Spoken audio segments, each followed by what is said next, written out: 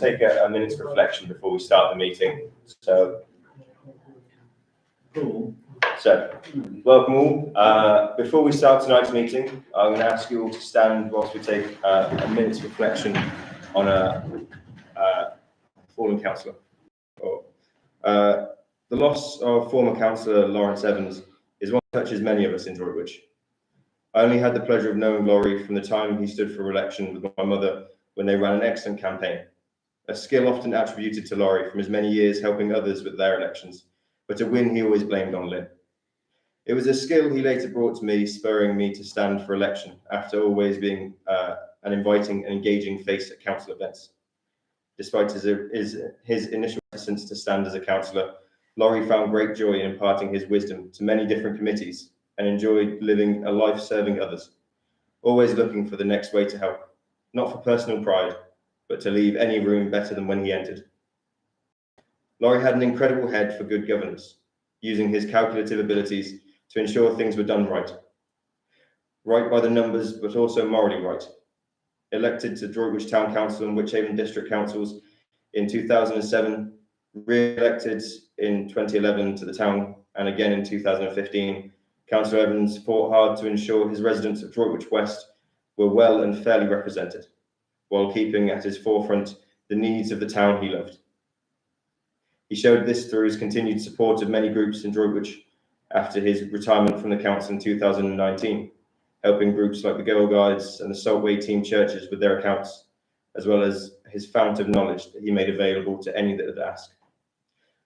Laurie's work for our town did not start when he was elected, giving his time for many years as a Rotarian, a volunteer Santa, and a supporting partner of his wife Eve in her time as a councillor, causing many smiles, making himself known as the mayoress whilst Eve served Droitwich as its mayor.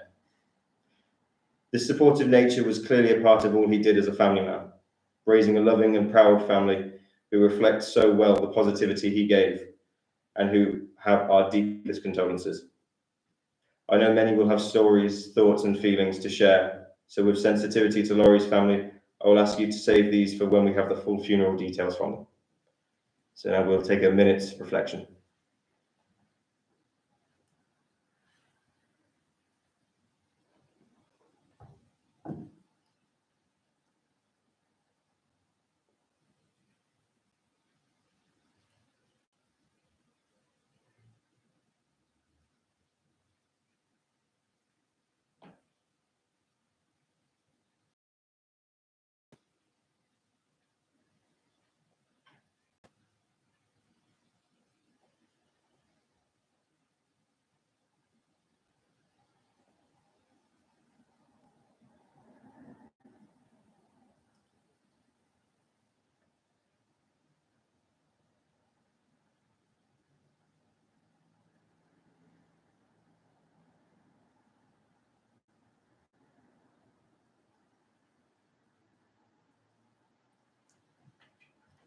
Thank you.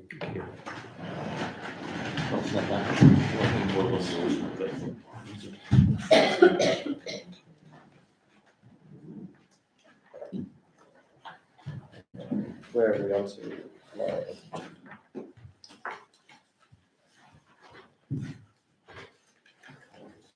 So, welcome all to this meeting of the Droitwich Planning Committee on Monday, the 9th of October.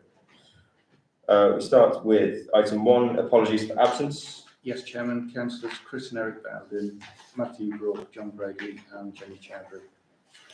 Thank you. I believe that covers us all. I take next, declarations of interest. Seeing none, we'll go next on to confirming as a correct record the minutes of the meeting held on the 11th of September. Unless anyone has any corrections to make on these, I'm happy to propose those as correct. Could I have a seconder? Thank you, Councillor Brooks. All those in favour? Thank you. Wonderful. This brings us next on to 4A, the planning applications on the schedule attached. Starting first with 68 Lawley Way, a single-storey rear extension and garage conversion. Have we had anything on the portal from this one? No neighbours responses at all, Chairman. Just two statutories, which are WRS. That one was because of former agricultural use for the land and the site. So there are some conditional aspects which are detailed on that report from them. And then highways, they've got no objections. Would anyone like to make any comments on this one? Councillor Brooks. Thank you, Chair. I'll just make the comment that when I looked at it, it looked okay in the sense of not being too near the neighbours. That may well account for the reason being no neighbours' objections, and I don't see a problem with it. Wonderful. Unless anyone has any other views, I'm happy to second this one. Could we take all those in favour? Thank you. This brings us next on to Spring Meadow 10A, Alexander Avenue, a warm roof conservatory to rear elevation. Have we had anything on the portal from this one? Very little, Chairman. No neighbours again, just one statutory, which is a drainage board at Wychavon, and that's fully satisfactory in principle. Again, for the same reason as Councillor Brooks has just said, making very little impact on the neighbours and the surroundings, so I can't see there being a great objection. I'm happy to propose this one for approval. Seconded. Can we have all those in favour? Thank you. And this brings us next on to 31 Ombersley High Street. Construction of an additional storey to building to provide 2 additional apartments. Can we have anything from the portal on this one? Yes, Chairman. Again, very little. No neighbours' concerns. 2 statutories, which are WRS, no adverse comment, and drainage, which is satisfactory. Thank you. Would anyone like to make any comments on this one? I saw Councillor David Tanner. Yeah, I think this was the former Rural District Council head office. I don't know whether the Civic Society are going to reply or not, because maybe they haven't had time. That's the only comment. Yeah, the validation date was 12th September and it ended 11th of October for consultation. So later this week. Okay. Councillor Brooks. I'll just comment that I remember it really that it's on top of what I remember as the old magistrates' court. But again, it seems clear of any other buildings. I can't see it having a detrimental effect on any of the sort of neighbouring structures or anything of that sort. And I'd be quite happy to support it. Okay. I know our Civic Society are usually quite good for picking up on planning applications, so hopefully they would have seen and been quite happy with it. I'm happy to second that proposal. We have all those in favour. Thank you. Next we go on to 1 Clayhall Road, single-storey rear and side extension. Do we have anything from the portal on this one? Yes, Chairman, exactly like the last one. No neighbours, just 2 statutories, drainage, which is satisfactory, and WRS, no adverse comment. Thank you. Does anyone want to make any comments on this one? Failing that, I'd say we go for approval. Could I have a seconder? Thank you. All those in favour? Grand. This brings us next on to 83 to 85 Friar Streets. Erection of a single-storey rear extension and internal remodelling. Erection of a double garage and hard standing to provide a car parking area with a 1.8 metre timber fencing and a gate in the rear garden area. Has there been much on the portal? Similar pattern, Chairman, no neighbours' concerns, 2 statutories, drainage again is the first one. What they're saying there is the soakaway is proposed in principle, but they would ask for an alternative if the ground conditions prevail that needs that, which is fairly standard, and then WRS, no adverse comments. Thank you. Are there any comments from the floor? I couldn't see any major reasons to object to this one. If we're all happy with it, I'll propose that for approval. Could I have a seconder? Thank you. All those in favour? Wonderful. Next, we have Dollar Hill School, form car park on existing grass area. Do we have anything from the portal? These next 2, Chairman, are more recent. Validation was 26th September, so the consultation runs to the end of October, but as of Friday afternoon there was no responses.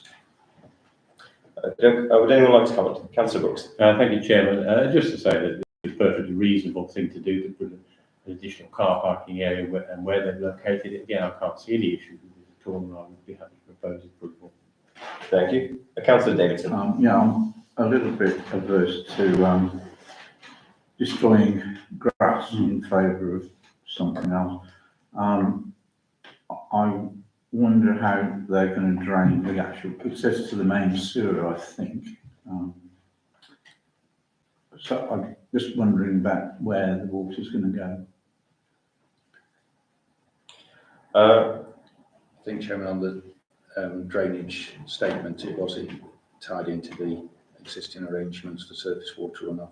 So that would be the main sewer. It's already a car park there, isn't there? Yeah. 50 Yes. spaces.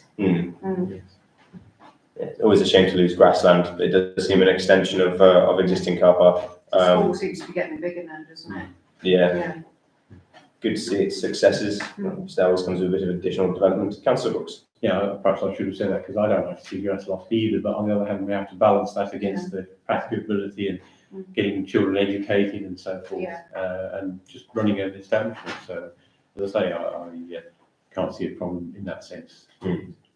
And whichever officers, I should think will pick up if the drainage isn't sufficient. But I'm glad to see they've addressed that in their application. So it's been proposed for approval. I'm happy to second that. Could we have all those in favour? Thank you. This brings us on the last of the schedule. 2 Isaacs Way, construction of a new single-storey rear and side extension and a garage conversion. So as I said, this is quite new. Is there anything? Yes, Chairman, fairly recent, just one statutory, which is drainage from Wychavon, and what their comment is comment only, is that there's no details where the surface water from the new extension that's proposed will discharge to. So they will pick that up before that response. One with potentially more of a problem for drainage. Would anyone like to make a comment on this one? I think with Wychavon already picking up on the lack of drainage provision, I think I'm quite happy to support that one with consideration to a drainage plan. Could I have a second? Thank you, Councillor Clements. All in favour? Wonderful. This brings us back to the main agenda for item 4B. And of amended planning applications, we have received none. Bring us to item 5, starting with A, approval notices. The local planning authority having issued 1 approval notice since the last town council planning committee, which did accord with our recommendations. The next being refusal notices, of which none have been issued. This brings us on to the last item of our quite short agenda, being a Worcestershire County Council road traffic regulation notice for a 21-day road closure on Charles Henry Road. Excellent. So completed ahead of schedule, it sounds like, and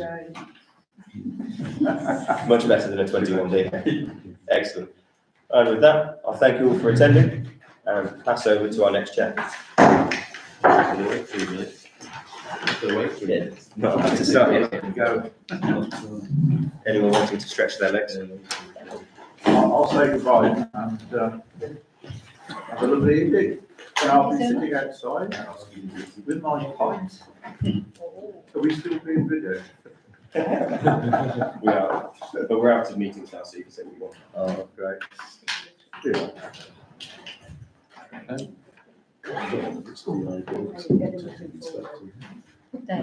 Dave, how long have you been at PI? Detective Inspector is that? Oh, yeah. Inspector Clouser? Well, I'm pretty good at finding people who saw off bits of infrastructure. Right.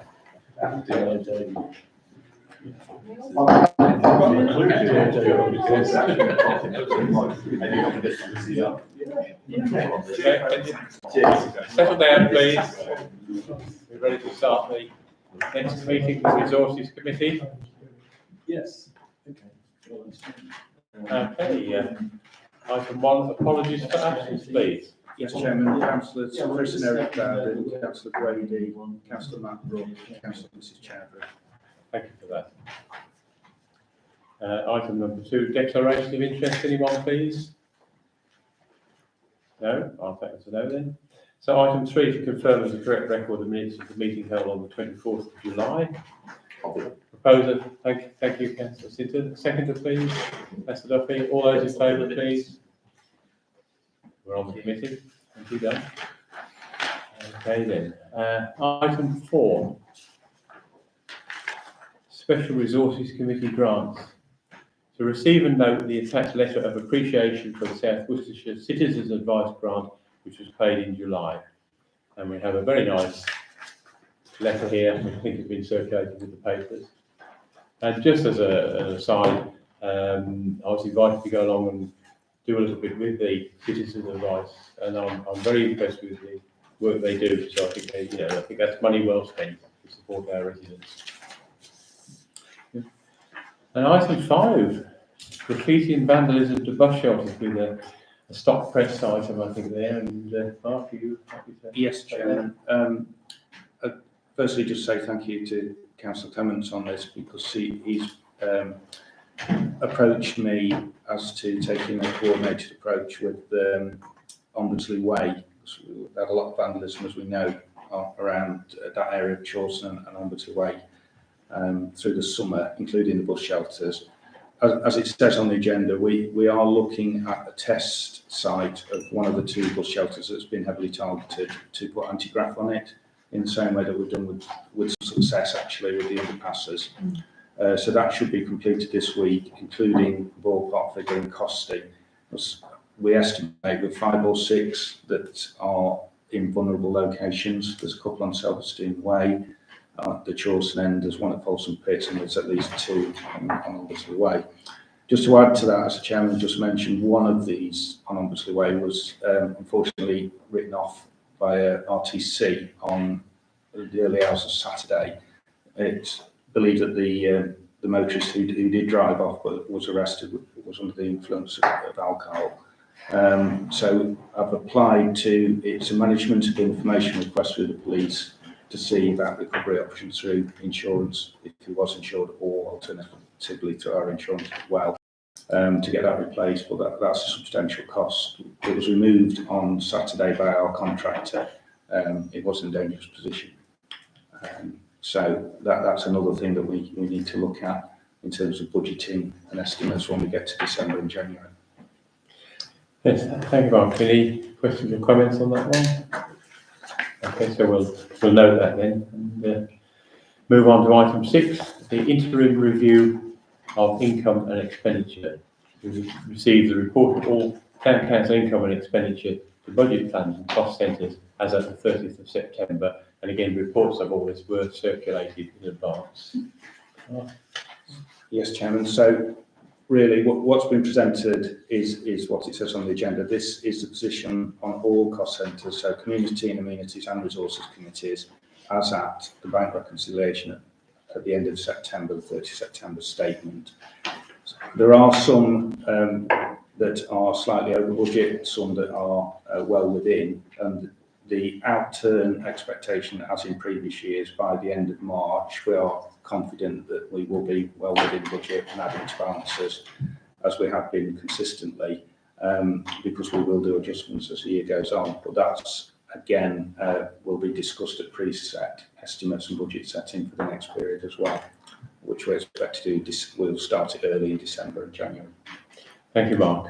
Any comments, Councillor? It's just the one that, thanks Mark, the one that really stuck out for me was the TIC and the income price, which is way below the estimate. Is there any particular reason for that? It does hike around the period leading up to Christmas. So as soon as Remembrance South, the way they do the Cards for Good Causes, that does generate substantial income for us. It is a stretch for them, and they have put in some new lines. But what has happened this year and last year is we've seen a resurgence come back from the community hall. So I'm confident that those two together will offset. The community hall is well over. We expect that to significantly outturn by the year end.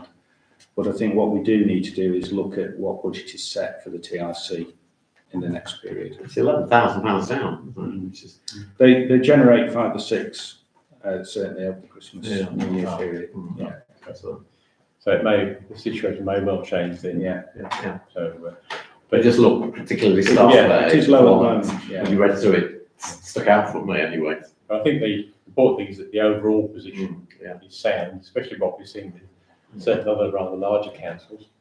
In fact, Yes. I'd like to just thank our officers No, it's for the not, work they not do. criticism, it's just for information really. This Yes, is, it is. it's quite, in terms of our whole budget, it's not a huge amount, but No, just that particular one. no, it is, it's No, always no, important, it's always important to pick up on Yeah. things and see, Yeah. do we need to change the budget, do we need to change what we're doing?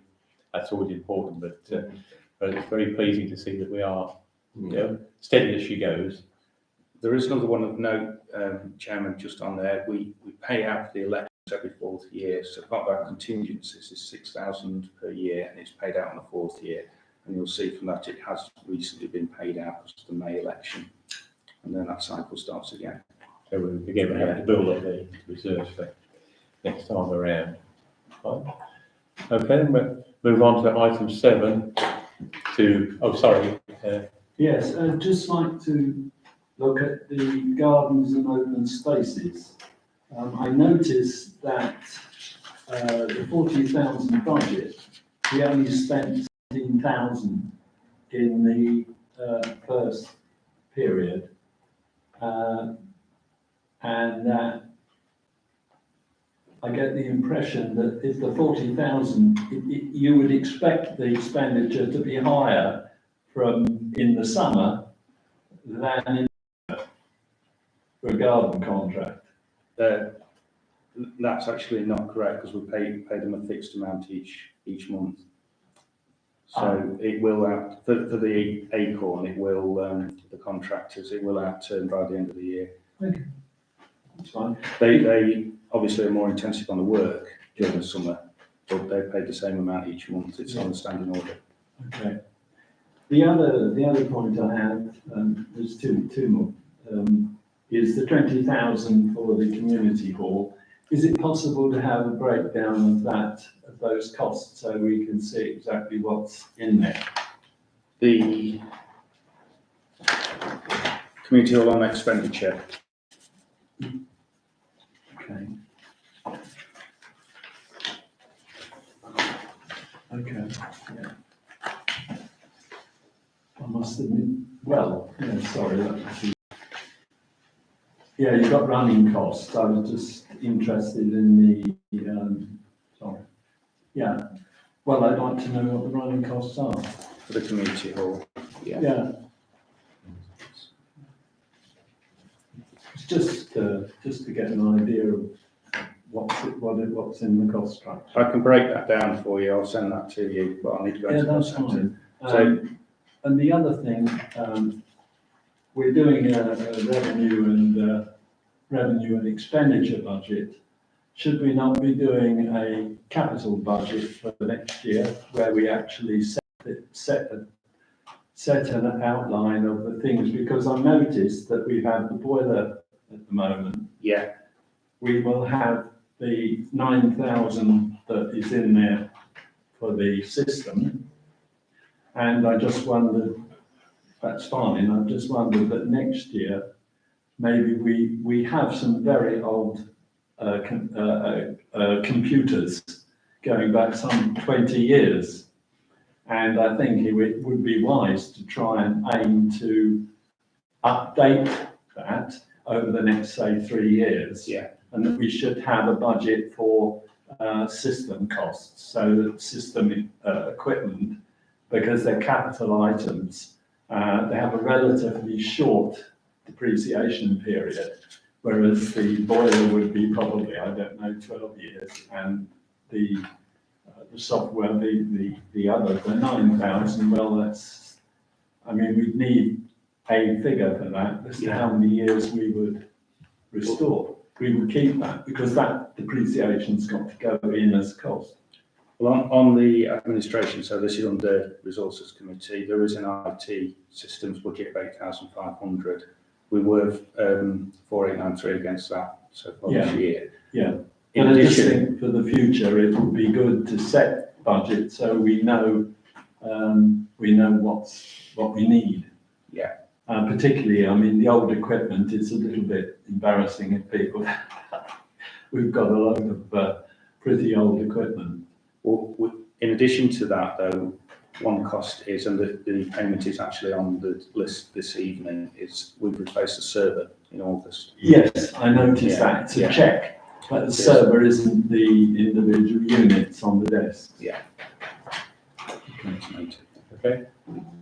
Okay, that's noted then. I'll come back then. Is there any more? Just one thing, it's reasonably relevant anyway, but talking about the gardening, I just happened to meet the Acorn people this morning that were taking down the hanging baskets and thank them for all they've done. And they were saying how delighted they are with the people of Droitwich, how many people thank them when they see their Acorn thing there. So I really do think it's money well spent by the council. It brings a lot of pleasure to lots of people. And it's great to see we have people working for us like that, doing a job for us, who enjoy it so much. It really was excellent. So thank you for that. Thank you for that comment, because yes, I totally agree with you on that, because again, I've seen compliments being given by members of the public, and members of the public say to me in the street, you know, how nice it is this year. I think it really is appreciated, and it does set the whole tone of the town, really. But it's how it works, and I'm sure it's good for mental health too, to cheer up one side of some nice civic planting. Okay, we'll come back to item 7. To consider the exclusion of the public and press by passing the following motion: that the press and public be now excluded from the meeting under the provision of the Public Bodies Admission to Meetings Act 1960 by virtue of the confidential nature of the business about to be transacted, which involves financial and legal matters. And at this point, we will actually obviously stop the live streaming going on. So I thank anyone who's watching it for watching, and hopefully see you on another occasion. Thank you. Councillor Duffy? Is this one we need to propose and Yes, we do. Yes, thank you. Yes. Can I So, ask for some context around this? I'm sorry? Can I ask for some context around why this has come about? Yes, because it involves, as the motion says, and it is a standard motion, it involves, in this case, some financial things. I don't know if you would like to elaborate. Just the commercial sensitivity really of items 8 and 9, because there's different companies involved, they're not named on the agenda, and then the HMRC is to do with staff payments. It's just obviously the Act has been out since 1960 and it hasn't been brought in since then.